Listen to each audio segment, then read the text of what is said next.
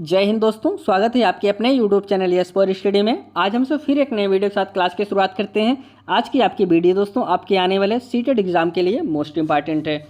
CTET में दोस्तों हम सब प्रीवियस ईयर क्वेश्चन पेपर को सॉल्व कर रहे हैं। आज हम सब फिर एक नए पेपर को सॉल्व करेंगे।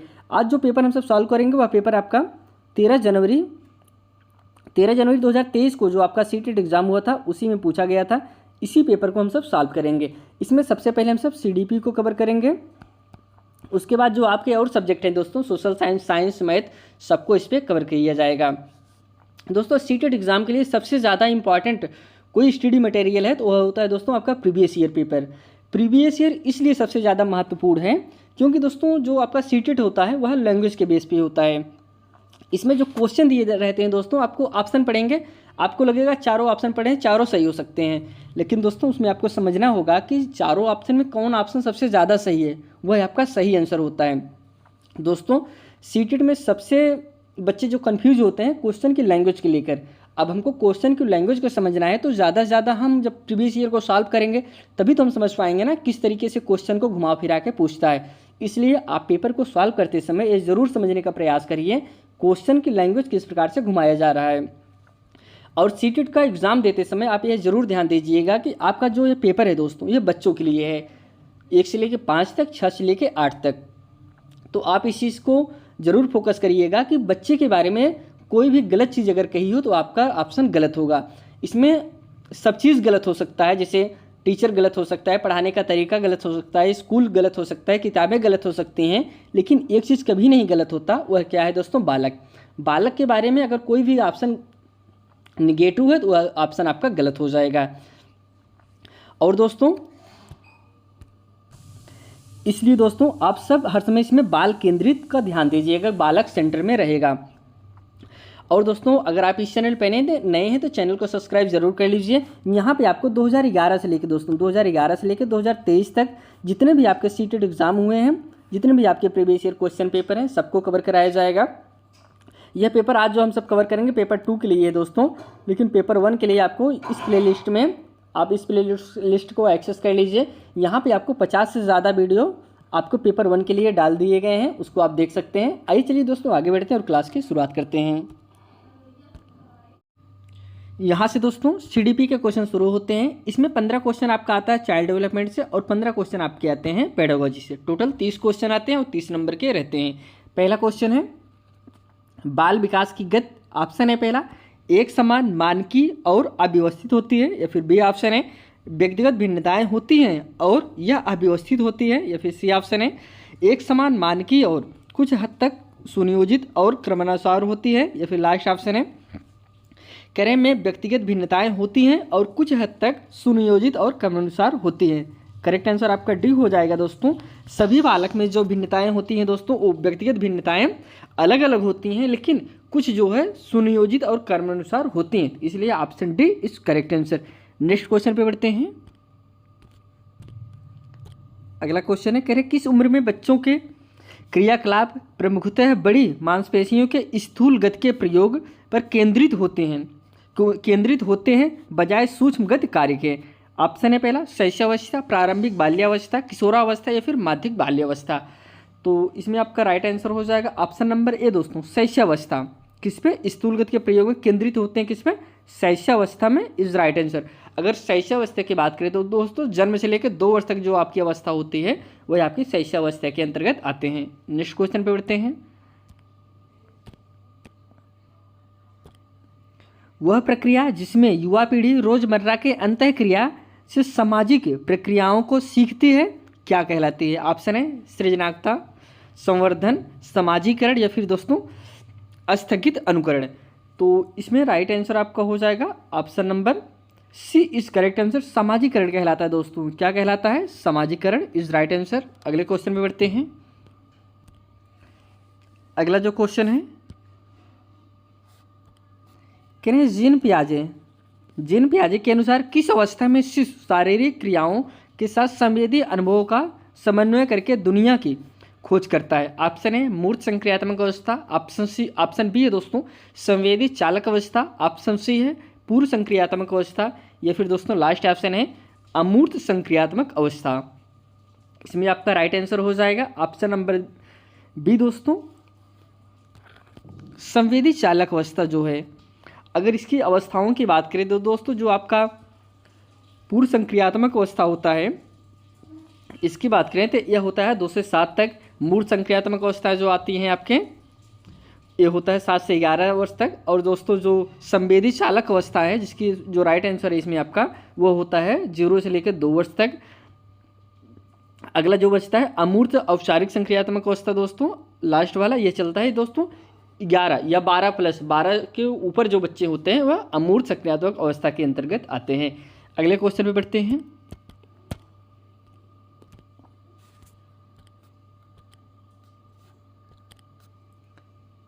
कह रहे जिन पियाजे के सिद्धांत में एक बच्ची जो मानती है कि कार सजीव है क्योंकि वह चलती है, क्या प्रदर्शित करती है। ऑप्शन में हम चलते हैं। ऑप्शन है पहला जीववादी सोच, ऑप्शन बी है केंद्रीयता, ऑप्शन सी है दोस्तों अप्रतिवर्ती सोच, या फिर लास्ट ऑप्शन है क्रमबद्धता। तो राइट आंसर इसमें आपका फर्स्ट हो जाएगा दोस्तों जीववादी सोच। क्योंकि दोस्तों जैसे खिलौना होता है, खिलौना गिर गया तो रोने लगती है कि हमारे खिलौना गिर गया, या फिर कोई मार दिया तो उसे लगेगा कि इसमें जान है, इसको चोट लगती है, इसलिए यह जीववादी सोच को दर्शाता है। Option A is right answer. अगले क्वेश्चन में बढ़ते हैं। अगला क्वेश्चन है कह रहे हैं कोहलबर्ग के अनुसार नैतिक विकास के अंतिम चरण व्यक्तिगत सिद्धांतों की नैतिकता और विवेक के व्यक्तियों में क्या विशेषता होती है। ऑप्शन है पहला नियमों को निश्चित और निरपेक्ष रूप में देखना, ऑप्शन बी है दूसरों के द्वारा सम्मान प्राप्त करने की चाह, ऑप्शन सी है दोस्तों ऑप्शन सी है यह महसूस करना कि अपने लिए कानूनों और नियमों को बनाए रखना उनका कर्तव्य, या फिर लास्ट ऑप्शन है यह विश्वास करना कि व्यक्तियों को सामाजिक कानूनों का आंख बंद करके पालन करने के बजाय उनका परीक्षण करना चाहिए। तो राइट आंसर इसमें आपका हो जाएगा डी दोस्तों, यह विश्वास करना कि व्यक्तियों को सामाजिक कानूनों का आंख बंद करके पालन करने के बजाय उनका परीक्षण करना। D is right answer. किसके अनुसार दोस्तों? कोहलरबर्ग के अनुसार। इनके जो सिद्धांत है दोस्तों, इन्होंने हर सिद्धांत के अपने सिद्धांत में इन्होंने 3 चरण दिए थे और 3 चरण के दोस्तों एक चरण के 2 टाइप बताए थे। तो यह कोहलरबर्ग का सिद्धांत था। अगले क्वेश्चन पे हम सब बढ़ते हैं। कह रहे हैं ले वाइगोत्स्की के अनुसार जब एक शिक्षक बच्चे को उसके समीपस्थ विकास के क्षेत्र तक पहुंचने में मदद करने के लिए उसे समायोजित समर्थन देता है तब वह किस संरचना का प्रयोग कर रहा है। ऑप्शन है पाठ का, अनुबंधन का, अनुकरण का, या फिर दोस्तों अनुकूलन का। तो इसमें राइट आंसर आपका हो जाएगा option number A is right answer, पाठ का। अगले क्वेश्चन में बढ़ते हैं। अगर इसमें दोस्तों फाड़ के बारे में आपको बता दें, पाड़ी होता क्या है? पाड़ वह होता है दोस्तों जैसे बालक कोई चीज़ कर रहा है, नहीं कर पा रहा है, थोड़ा बहुत बच जा रहा है, कोई चीज़ बताना चाह रहा है थोड़ा सा, लेकिन कुछ चीज़ें वह भूल रहा है, तो उसमें थोड़ा सा उसकी मदद करना, यही आपका क्या कहलाता है? पाड़ कहलाता है। अगले क्वेश्चन में हम सब बढ़ते हैं। ले वाइगोत्स्की ने प्रतिपादित किया कि विकास, ऑप्शन है पहला सीखने का पर्याय है, ऑप्शन बी दोस्तों सीखने से स्वतंत्र रूप में होता है, या ऑप्शन सी है पर सांस्कृतिक कारकों का कोई प्रभाव नहीं पड़ता, या फिर लास्ट ऑप्शन है को सामाजिक संदर्भ से अलग नहीं किया जा सकता। किसके अनुसार आपको बताना है? ले वाइगोत्स्की के अनुसार बताना है। इसमें आपका करेक्ट आंसर हो जाएगा डी, सामाजिक संदर्भ से अलग नहीं किया जा सकता। अगले क्वेश्चन पर हम सब चलते हैं। निम्न में कौन सा बाल केंद्रित शिक्षण के अनुरूप नहीं है? ऑप्शन है पहला स्कूली परिवेश के सुरक्षित व बच्चों के अनुकूल बनाना, बी ऑप्शन है भय मुक्त वातावरण बनाना जिसमें हर बच्चा खुलकर अभिव्यक्ति कर पाए, या फिर सी ऑप्शन है दोस्तों कक्षा में सकारात्मक अनुशासन को लागू करना, या फिर लास्ट ऑप्शन है विद्यार्थियों को ज्ञान के निष्क्रिय ग्रहणकर्ता के रूप में पहचानना। करेक्ट आंसर इसमें डी हो जाएगा, डी इज राइट आंसर, विद्यार्थियों को ज्ञान के निष्क्रिय ग्रहणकर्ता के रूप में पहचानना। हम सब नेक्स्ट क्वेश्चन की तरफ चलते हैं। नेक्स्ट क्वेश्चन है जिन व्यक्तियों में आमतौर पर पढ़ने लिखने और कहानियां सुनने के अच्छे कौशल होते हैं उनमें खाली जगह बुद्धि अधिक मात्रा में होती है। कौन सी बुद्धि होती है दोस्तों? जिनमें कहानियां सुनना लिखने पढ़ने की कौशल अच्छे होते हैं। ऑप्शन है पहला तार्किक गणितीय बुद्धिमत्ता, भाषाई बुद्धिमत्ता, अंतर्वैयक्तिक बुद्धिमत्ता, या फिर दोस्तों संगीतमय बुद्धिमत्ता। जैसा कि इसके आप क्वेश्चन को पढ़ने के बाद ही आपको पता चल गया कि उसके अंदर किस प्रकार की बुद्धि है। तो यह भाषाई बुद्धिमत्ता होगा दोस्तों, क्योंकि उसके अंदर बोलने के, लिखने के, पढ़ने के कौशल अच्छे हैं। तो यह दोस्तों आपके भाषाई बुद्धिमत्ता के अंतर्गत आते हैं। अगर कहीं दूसरे की भाषा समझने में उसे महारत हासिल है तो आपका अंतर्वैयक्तिक बुद्धि हो जाएगा। इस प्रकार से तमाम प्रकार की बुद्धियाँ होती हैं जिसे गार्डनर ने दिया था। हम सब अगले क्वेश्चन की तरफ बढ़ते हैं। किसने प्रतिपादित किया कि भाषा का बच्चे के संज्ञानात्मक विकास पर महत्वपूर्ण प्रभाव होता है? ऑप्शन ए पहला लेव वाइगोस्की, ऑप्शन बी है V F. Skinner, option C Harvard Gardner, option D दोस्तों जीन पियाजे। तो इसमें जो कि करेक्ट आंसर आपका हो जाएगा option number A is right answer, Lev Vygotsky. हम सब अगले क्वेश्चन की तरफ चलते हैं। निम्न में से कौन सी प्रणाली कक्षा कक्ष में जेंडर रूढ़वादिता को चुनौती देने में प्रभावशाली है? पहला ऑप्शन है शिक्षिका को कक्षा में जेंडर संबंधी मुद्दों को नकारना व नज़रअंदाज करना चाहिए। बी ऑप्शन है शिक्षिका को कक्षा में होने वाली गतिविधियों की जिम्मेदारी सभी बच्चों के बराबर देनी चाहिए। या फिर सी ऑप्शन है शिक्षिका को शारीरिक कार्य जैसे मेज को लगाना लड़कों को हल्के कार्य जैसे बुलेटिन बोर्ड सजाना लड़कियों को देना चाहिए। या फिर लास्ट ऑप्शन है कह रहे हैं शिक्षिका को लड़कियों से गणित व विज्ञान से ज़्यादा अपेक्षा नहीं रखनी चाहिए। ऑप्शन इसमें जो आपका सही होगा दोस्तों, ऑप्शन इसमें आपका बी सही होगा। इसमें जो बात कर रहे हैं दोस्तों, किसकी बात कर रहे हैं? निम्न में कौन सी प्रणाली कक्षा कक्ष में जेंडर रूढ़वादिता को चुनौती देने में प्रभावशाली है? ऑप्शन इसमें आपका बी सही होगा, बी इज राइट आंसर। शिक्षिका को कक्षा कक्ष में होने वाली गतिविधियों की जिम्मेदारी सभी बच्चों को बराबर देना चाहिए। उनको जेंडर के हिसाब से भेदभाव नहीं करना चाहिए। लड़कियों को सरल काम दें, लड़कों को कठिन काम दें, लड़कों को मार्केट भेजें, लड़कियों को अपना स्कूल के अंदर का काम कराएं, तो फिर ऐसा नहीं करना चाहिए। सबको एक बराबर काम देना चाहिए, चाहे वह लड़की रहे चाहे वह लड़का रहे। हम सब नेक्स्ट क्वेश्चन की तरफ बढ़ते हैं। करें विविध शिक्षार्थियों वाली कक्षा में शिक्षकों को चाहिए कि वे दोस्तों शिक्षकों को क्या चाहिए? पहला ऑप्शन है ऐसे पाठ्यक्रम का पालन करें जिसमें वे कक्षा में बच्चों की सांस्कृतिक और भाषा को शामिल करें। या फिर बी ऑप्शन है रूढ़ियों और पूर्वाग्रह को बढ़ावा दें। इसमें आपका फर्स्ट ही ऑप्शन सही हो जाएगा दोस्तों, option A is right answer. ऐसे पाठ्यक्रम का पालन करें जिसमें वे कक्षा में बच्चों की संस्कृत भाषा को शामिल करें। जाहिर सी बात है दोस्तों, कौन सा बालक किस क्षेत्र से आया उसे नहीं मतलब है, वह जिस क्षेत्र से आया है उसकी जो भाषा है, उसकी जो संस्कृति है, उसको आपको सम्मान करना है। Option A is right answer. हम सब अगले क्वेश्चन में बढ़ते हैं। अगला क्वेश्चन है शिक्षक समूह चर्चा के दौरान एक शिक्षिका बच्चों से अलग अलग पहलुओं को ध्यान में रखते हुए कोरोना महामारी के प्रभाव पर चर्चा करने को कहती है। इस पर चर्चा के माध्यम से शिक्षक का उद्देश्य खाली जगह को बढ़ावा देना चाहती है। एक शिक्षिका है दोस्तों, वह कोरोना के बारे में बच्चों से चर्चा कर रही है। उसका चर्चा करने का पर्पस क्या है, मतलब क्या है दोस्तों, उसको आपको सोचना है। पहला ऑप्शन है कार्यविधि चिंतन, आलोचनात्मक चिंतन, अभिसारी चिंतन या फिर रटकर स्मरण। ऑप्शन इसमें आपका बी सही होगा दोस्तों, आलोचनात्मक चिंतन। B is right answer. हम सब अगले क्वेश्चन की तरफ चलते हैं।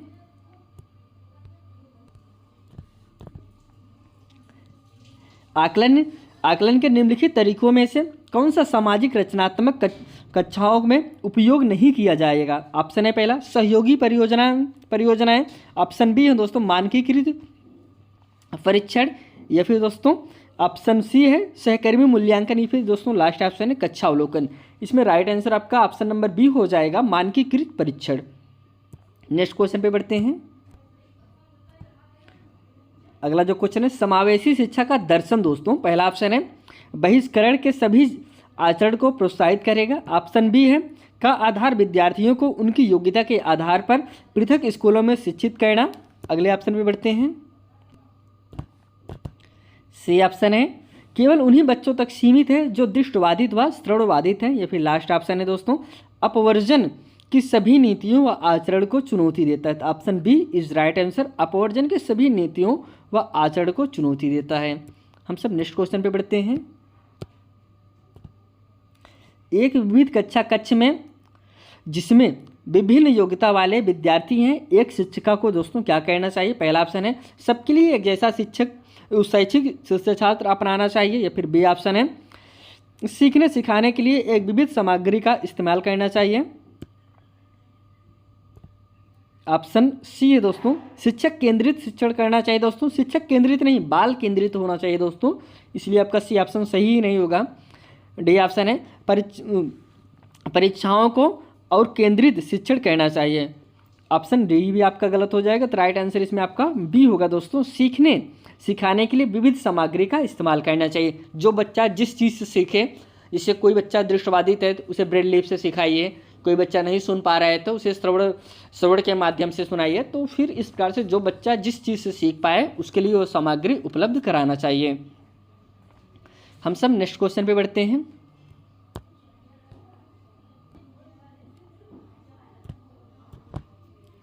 वह विद्यार्थी जिन्हें ध्यान न्यूनता अति क्रियाशीलता विकार है के अनुकूल पद्धति कौन सी हो? पहले हम इसमें कुछ कथन दिए गए हैं दोस्तों, देख लेते हैं उसको। पहले कथन हम इसमें देखते हैं। पहला कथन है विद्यार्थियों के खड़े होकर कार्य करने की अनुमति देना। ऑप्शन बी है कार्य को छोटे टुकड़ों में बांटना। ऑप्शन तीसरा कथन है दोस्तों कक्षा कार्य को पूरा करने के लिए सख्त समयावधि तय करना। या फिर फोर्थ कथन है एक समय पर एक कार्य देना। ऑप्शन इसमें देख लेते हैं। दूसरा तीसरा चौथा सही है। ऑप्शन बी दोस्तों पहला दूसरा चौथा सही है। ऑप्शन सी पहला दूसरा तीसरा सही है। फिर लास्ट ऑप्शन है पहला दूसरा तीसरा चौथा सही है। अब इसमें आपका करेक्ट आंसर हो जाएगा ऑप्शन नंबर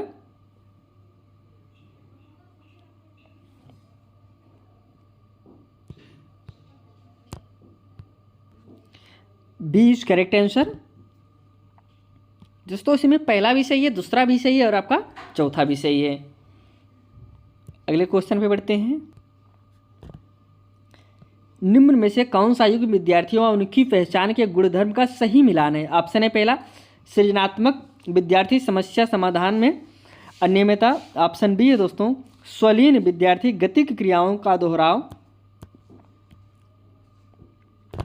ऑप्शन सी है अधिगम कठिनाई वाले विद्यार्थियों बेहद कमजोर स्मृति। या फिर ऑप्शन डी है दोस्तों दृष्टिबाधित विद्यार्थी सुनने में कठिनाई। ऑप्शन इसमें बी आपका सही होगा स्वलीन विद्यार्थी गतिक क्रियाओं का दोहराव।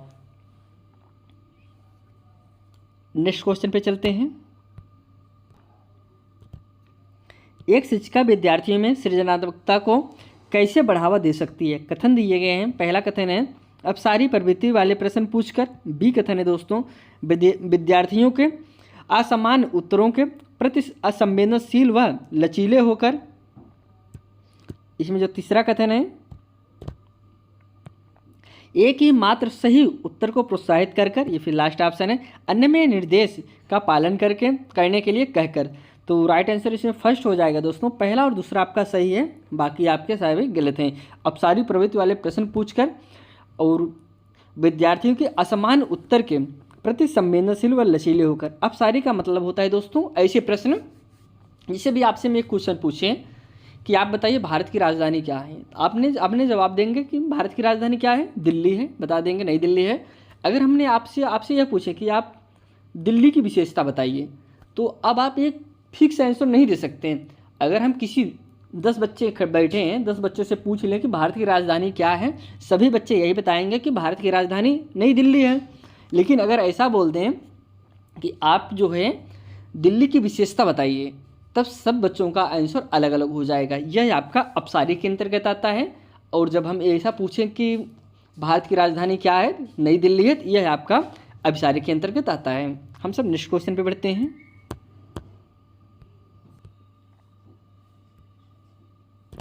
अगला क्वेश्चन है सीखने को प्रभावी बनाने के लिए विषय वस्तु को। पहला ऑप्शन है व्याख्यान विधि में प्रस्तुत किया जाना चाहिए। ऑप्शन बी है विद्यार्थियों के निजी जीवन के अनुभव से जोड़ना जाना चाहिए। या फिर ऑप्शन सी है विभाजित टुकड़ों में प्रस्तुत किया जाना चाहिए। या फिर दोस्तों लास्ट ऑप्शन है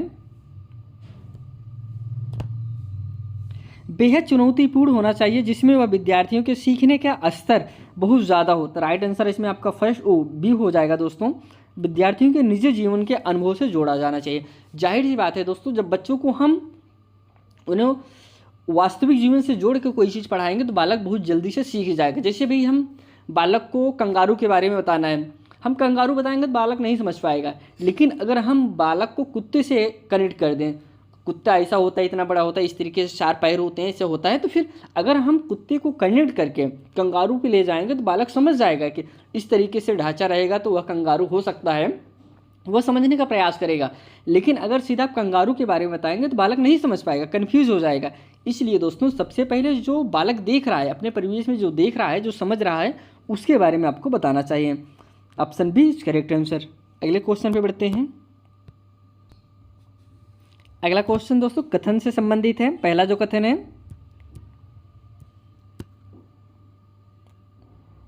पहले हम कथन समझते हैं फिर तर्क समझते हैं। कथन है दोस्तों, शिक्षक को बच्चों को उनकी आवाज़ खोजने में मदद करनी चाहिए व उनकी जिज्ञासा को पोषित करना चाहिए। चीज़ों को करके देखना, सवाल पूछना, जांच पड़ताल करना। तर्क जो दिया गया है इसमें, सीखना समझ बनाने की प्रक्रिया है, ना कि पुस्तकीय ज्ञान के जो का त्यो पुनरुक्त करने का कौशल। ऑप्शन हम इसमें देख लेते हैं।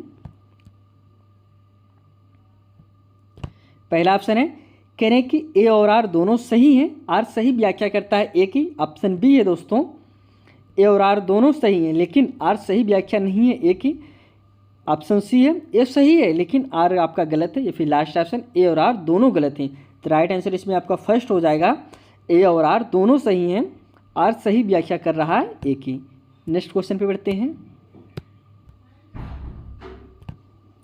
एक संरचनावादी शिक्षक, ऑप्शन है पहला, को उदाहरण व गैर उदाहरण दोनों देने चाहिए। बी ऑप्शन है को केवल उदाहरण देना चाहिए। सी ऑप्शन है को संप्रतियों की पुष्टिकरण के लिए केवल गैर उदाहरण देने चाहिए। या फिर इसमें आपका डी ऑप्शन है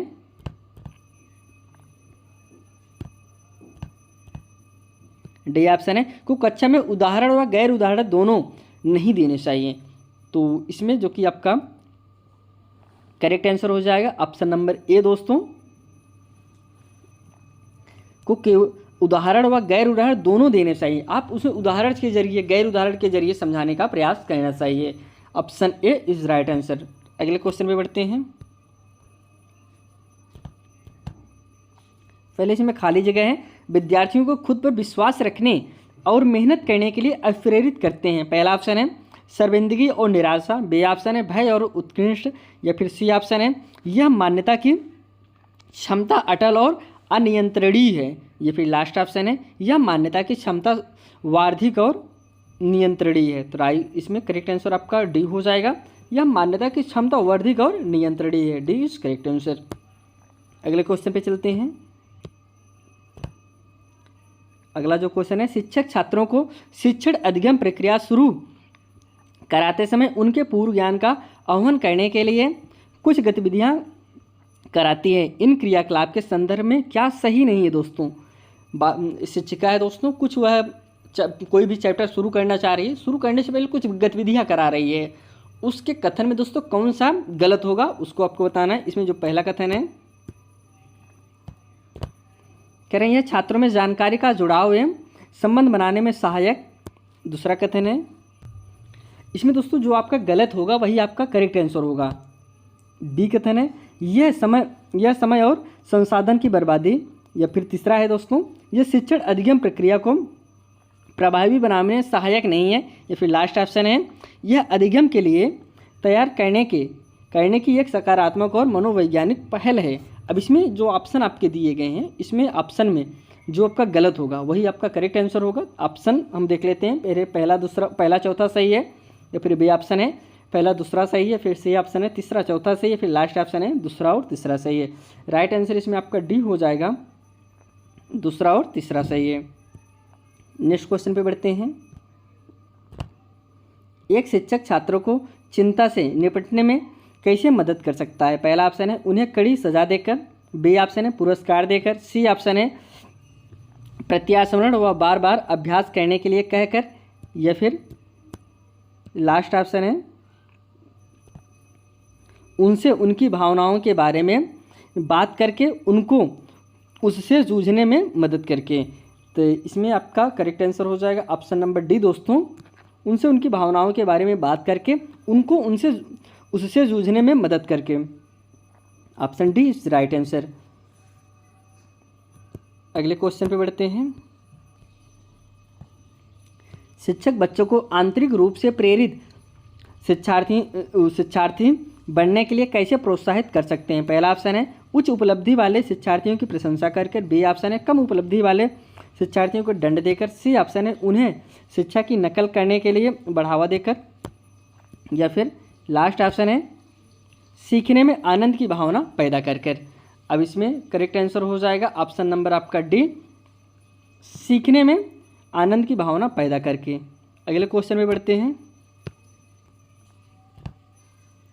जब जफर अपने माध्यमिक कक्षा के विद्यार्थियों से प्रश्न करता है आज आपने आप कैसे सीखते हैं, इसके बारे में क्या सीखता है, तो वह कौन सा कौशल प्रोत्साहित कर रहा है? अनुबंधन का, अनुकरण का, स्मरण व प्रत्याहार या अधिसंज्ञान? इसमें जो कि करेक्ट आंसर आपका हो जाएगा दोस्तों डी, अधिसंज्ञान। D is right answer. Next question पे बढ़ते हैं। अगला जो क्वेश्चन है दोस्तों कथन कारक से संबंधित है। सबसे पहले हम सब कथन समझते हैं, फिर उसका तर्क समझेंगे। कथन है एक शिक्षिका अपने विद्यार्थियों के साथ साझा करती है कि किस तरह समस्या समाधान के सभी चरणों का पालन करके किसी समस्या का समाधान कैसे किया जा सकता है। अब तर्क है जो अपनी सोच को बोलकर विद्यार्थियों के साथ साझा करना एक प्रभावी शिक्षण कार्यनीति है। ऑप्शन इसमें है, पहला ऑप्शन है ए और आर दोनों सही हैं और आर सही व्याख्या करता है एक ही। ऑप्शन बी है ए और आर दोनों सही हैं लेकिन आर सही व्याख्या नहीं है एक ही। ऑप्शन सी है ए सही है लेकिन आर गलत है। या फिर लास्ट ऑप्शन है दोस्तों ए और आर दोनों गलत हैं। अब इसमें करेक्ट आंसर आपका ए हो जाएगा दोस्तों, ए और आर दोनों सही हैं, आर सही व्याख्या करता है एक ही। अगले क्वेश्चन पे बढ़ते हैं। अगला जो क्वेश्चन है दोस्तों कथन कारक से ही संबंधित है। सबसे पहले हम कथन समझते हैं। कथन यही है दोस्तों एक बच्चे की संवेगात्मक मनोस्थिति स्कूल में उसके प्रदर्शन को प्रभावित करती है। तर्क है संज्ञान और संवेग परस्पर संबंधित हैं। ऑप्शन है पहला दोस्तों, पहला ऑप्शन है करें ए और आर दोनों सही हैं, आर सही व्याख्या करता है एक ही। बी ऑप्शन है ए और आर दोनों सही हैं लेकिन आर सही व्याख्या नहीं है एक ही। ऑप्शन सी है ए सही है लेकिन आर गलत है। या फिर लास्ट ऑप्शन ए और आर दोनों गलत हैं। तो राइट आंसर इसमें आपका फर्स्ट हो जाएगा, ए और आर दोनों सही हैं, आर सही व्याख्या कर रहा है एक ही। यहाँ पे आज हम सब दोस्तों 30 क्वेश्चन कवर किए जो कि आपके सीडीपी के क्वेश्चन थे और आपके ये सीटेट एग्ज़ाम के लिए मोस्ट इम्पॉर्टेंट है। और आपके ये पेपर जो हमने कवर किया दोस्तों, ये आपके पेपर 13 जनवरी को पूछे गए थे। अगर आप इस चैनल पर नए दोस्तों, चैनल को सब्सक्राइब जरूर कर लीजिए। यहाँ पे आपको 2011 से लेके 2023 तक आपके जितने भी सीटेट एग्ज़ाम हुए सबको यहाँ पे कवर कराया जाएगा। अब इसी के साथ यह क्लास समाप्त करते हैं। आपसे फिर एक नए वीडियो में मिलते हैं, तब तक के लिए दोस्तों धन्यवाद।